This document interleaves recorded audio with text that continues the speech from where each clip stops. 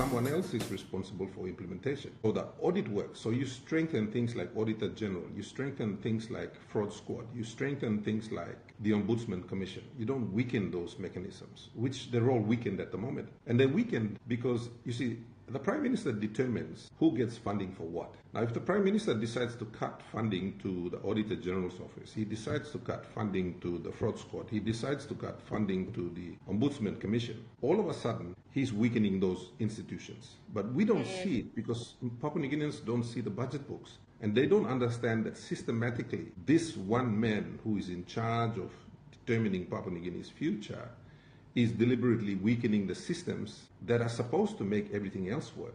You see, if you did a hard reset and you moved to a block grant model, the national government would strengthen what we call audits and inspections. At the moment, there are 0 audits and inspections. I've been a governor now for 7 years, going on 8 years. In these 7 years, not one single national agency has come, even though I've invited them many times, to come to my province and audit my province. They've never done it. They've never audited any other province. They've never audited any. So everyone's just been operating basically without any audits. Now, in private sector, we do audits 6 monthly, right?